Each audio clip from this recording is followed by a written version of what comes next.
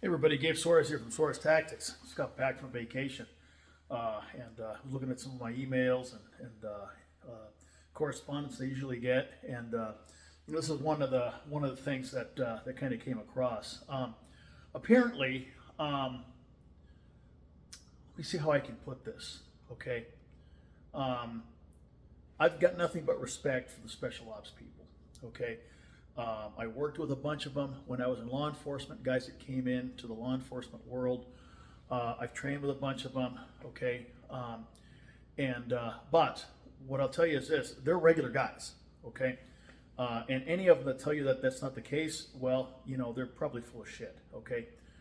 And now they have a great deal of expertise in some areas, but that doesn't transfer across to everything, all right? And so, anyway, one of my guys sent me a link to a YouTube video where they were discussing, a couple of these bro vet influencers. We're talking about civilian CQB, okay, and kind of laughing about it. And one of them said, "There's no such thing as civilian CQB," okay, and they seem to take the attitude that that cops are all a bunch of idiots, and that especially civilians, they don't have any business doing any of this stuff. Okay. Well, I'll tell you, I disagree 100%. Okay. They may be good at what they do, but that doesn't make them good at everything. Sorry, that's just not the case. And most of them, in fact, probably 90+% of them, have a completely flawed idea about what a civilian fight is going to be like, or what a police gunfight is going to be like, because that's not their wheelhouse, okay? Now, no such thing as civilian CQB? Bullshit, okay? I don't like calling it civilian CQB, all right? Because automatically that seems to start to denigrate it a little bit, and that's not the case. What there is there's solo versus team, okay? Solo CQB versus team CQB. Look, CQB is CQB. Rice is rice, okay? Now, you can flavor it however you want, okay? You can go to Mexico and have rice. You can go to Vietnam and have rice. You can even have rice in China. I think they still have rice there. But it's still rice. Now, you can call it, let me see, granular carbohydrate delivery system for special operators. Wonderful. It's very fucking sexy. It's still just rice. Okay? So, CQB is CQB. Okay? Now, CQB refers to a term that was first coined by the British SAS, and it stands for close quarter battle. Okay? It's been changed back and forth. Some people call it CQC. Some people call it, something else. It doesn't matter. Okay? You can call it rice if you want to. We're going to use the term CQB because that's what everybody's using, close quarter battle. That means fighting inside of 25 yards, okay? Mostly intending to discuss fighting inside a house, okay, or a building. Now, CQB had its origins with the 22nd SAS. At least they're the ones that I believe in my studies coined the term. And it started encompassing all of those different aspects. And primarily the term is used today to discuss fighting inside a house. Okay, now, the fundamentals of every single CQB program today, okay, most likely had its origins in the 1980s and 1990s with, wait for it, civilian law enforcement. Okay, I was there.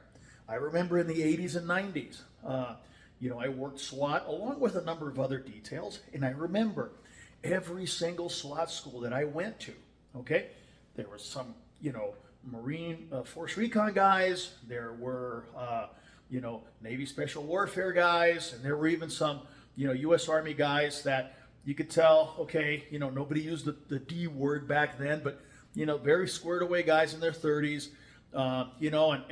Here we are, okay, scum-sucking police, right, standing in line with these guys. I mean, we were like, wow, I'm training with a fucking SEAL, right? Nice guys, very squared away. And whenever the instructor spoke, man, their ears were wrapped around his lips, listening to everything he had to say. And, so during breaks, and you walk up and you go, hey, man, what's up? Hey, you guys are SEALs? Yeah. What the fuck are you doing here with us trash collectors? You know what they said? They said, you guys are kicking doors and dropping bad guys left and right, okay? Collectively, at least in my area. All we're doing is training. So we want to come out here and see what you guys are doing. I mean, wow, okay? This is their words, all right? Now, obviously that changed with the war on terror and all that kind of stuff, but the fundamental concepts, 1980s, 1990s law enforcement, okay? In fact, there was a guy that I worked with ever so briefly years ago in the training space, and he was a Delta guy. And, one night during drinks and stuff, we're talking about, people we train and stuff like that. And I mentioned, I trained with LA County Sheriff's SEB, and much of my material comes from a guy named Gary Roverino. And he goes, yeah, we know Gary. His fingerprints are all over our MP5 program.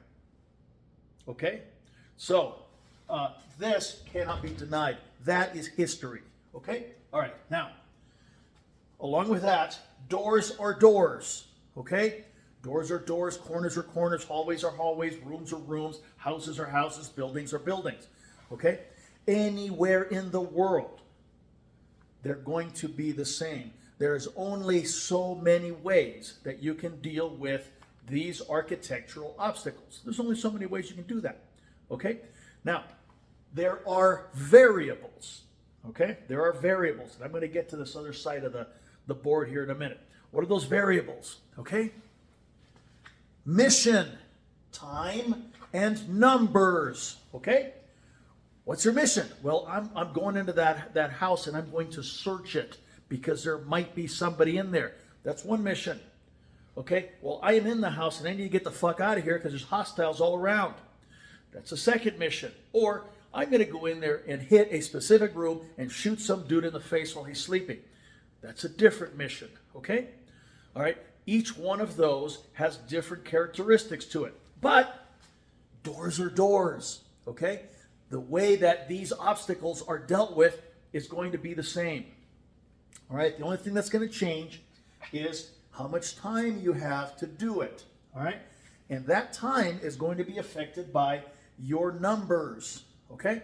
I saw a guy recently teaching single person CQB like he was a member of a 12-man team, running into rooms and this and that, whatever. And I'm watching this, I'm going, okay, you know what? If you did a video starting a 12 gauge while listening to hard rock, that might be more interesting and more applicable to what happens in the real world. You can't use team tactics as a single operator. Sorry, they don't work. Okay? So, mission, time, numbers. Those are the variables. All right? Now, civilian CQB, single man CQB.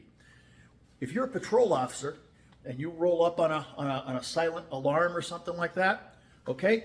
And, wait for backup. Yeah, I know, but you don't. You go and you do it yourself. Guess what? You're doing single man CQB. Okay? You arrive home from work and you find that your back door is open. Okay, I know. All the liability averse people will say, well, just call 911 and wait outside. Most of us are not going to do that. What are we going to do? We're going to grab our blaster. We're going to go clear our house. Guess what? You're doing single man CQB. Okay?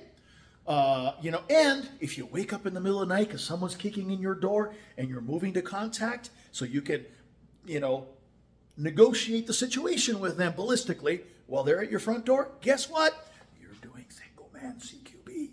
Okay? So, civilian CQB is all of that stuff. Civilian CQB primarily is single man, two man CQB. Okay? Single man, you. Two man, well, okay, let me rephrase that. Well, no, it's 2025. You don't know. Two person CQB, you and your wife, you and your daughter, you and your roommate, you and somebody else, you and your patrol partner. Okay? Two person CQB. All right. So the people that say no such thing, listen, guys, you've been spending too much time in the team environment. That's not real life 24/7, 365 for 99.9% of the people that are watching you on YouTube. So why are you telling them this stuff? To make yourself feel better? Come on, you know better than that. Okay? Real world is that it's going to be one person, maybe two. Okay? Because the rest of the world, unless you're on a direct action team or a SWAT element or something like that, you're not going to have 3, 4, 5, 6, 7 people with you. Okay? The methods used by a team will not work as a single operator. And I'll tell you what, the only person I'm aware of that comes from that community that has said, yeah, he's done a bunch of single person is what's the guy's name? Shrek. Okay? I listened to him on Rogan the other day. Fascinating guy, man. I love the way he talks, the stories he tells. And he says, yeah, I went and did a bunch of single man stuff. Bravo for you, brother. Okay? But, you know a thing or two that the guys that were always running with 12 dogs, they don't know. Okay? Patrol guys, single man CQB. Home alone, defending your family, all that kind of stuff, single man CQB. And I'll tell you something else. You're at ground zero. When an active shooter kicks off and you elect to do the man thing and go and turn him off instead of go hide under the bed, single man CQB. Okay? All right, now let's get into the meat of this stuff. Solo versus team. All right? Danger areas are danger areas. Areas of responsibility are areas of responsibility. When you are walking into a room, you have multiple danger areas. But if you're by yourself, all of those are your areas of responsibility. Okay, if I walk into a room, I've kind of gotten a little view of the center of the room, but I've got unknown area here, unknown area here, unknown area behind furniture. Okay, I got 3 people with me. I'm going to go right. Next man goes left. Third man goes in the middle. Everything gets divided up instantly. No problem. When I'm by myself, I got to handle all of this shit. So what I have to do is I have to slow the fuck down. Because if I use the techniques and the tempo of a multiple person team, I am going to be risking myself excessively. Okay? So, areas of responsibility and danger areas, okay? You have to handle those because they exist. You can divide them up if you have numbers. You have to handle them all yourself if you don't. Okay? All right. Coverage while moving to the objective. That's what you want to do. My objective is to get in that room. Great. Well, I've got to cover these areas, but don't forget, you got the hallway outside too. Okay? So the ideal with the team is that you have 360-degree full coverage.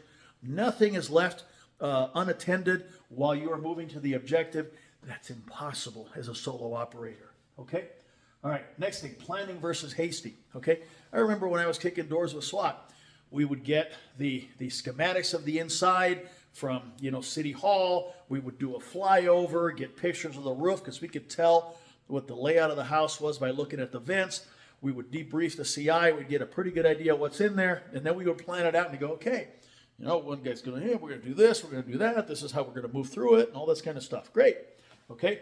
Patrol guys, you got to go inside a house you've never been before. Okay. So planning versus hasty. You can go faster if you have planned it and you have numbers. If you haven't planned it, you don't know the inside, you don't know the layout, you're by yourself, you gotta go slow because your only weapon is stealth, not speed. Okay, now you can moderate that. You can go stealth and then speed and then back to stealth, but you can't afford to run through the house like you're one of 12. Okay, you're gonna get killed if you do that. Okay, the other thing is weapons. Okay, when I was doing the SWAT thing, we ran MP5s. That was the thing. I look at these guys online, teaching the team stuff. They're all running rifles. You know what's private citizens and cops are going to use? They're going to use these. Okay? So your techniques, your tactics have to take that into consideration. All right? So all of this stuff here is important. Okay? And it's not secret ninja stuff handed down on Mount Sinai to Moses only to be given to special operators. It's knowledge, and this is fucking America, and anybody that wants this knowledge should be able to get it. Okay? But remember, there is a vast world of difference between solo CQB and team CQB. Okay? And the methodology, the tempo, the tactics for each one change. Also, the mission dictates what those tactics are going to be. Okay? That said, the structure remains the structure, and the fundamentals remain the fundamentals. A door is a door, a corner is a corner, etc., etc., etc. Okay, anyway, this video got a little bit long, but I felt I needed to say that because you guys have the right to learn anything that you want to learn, okay? I'll add something else here. I'm just going long, but you know what? This needs to be said. Guys say, well, what about sustainability? You know, you can't sustain. Yeah, you can. As long as you know tactics, you can practice in your house. You can practice anywhere that you're moving through a building. You don't have to bring your pistol up and start clearing the corner, but just be aware, this is the corner. Okay, this is how I would do that. Then you start thinking. Once you understand CQB and you understand moving through a house, you never look at a building the same way again. You never look at a door the same way again. Okay, you have an awareness of the nature of the structure, and you start to think in CQB language. It's fantastic because then you can practice by just looking and moving and examining a room and so on. And then once in a while, when you have a chance on the range, set up something and practice moving and practice doing all that kind of stuff. But moving through a CQB problem is not difficult at all. It's very, very simple. Okay. And everything you do is intended to get your muzzle on your adversary. Okay? Anyway, that's it. This is going a little bit long, but gotta say what I gotta say. All right? Peace out.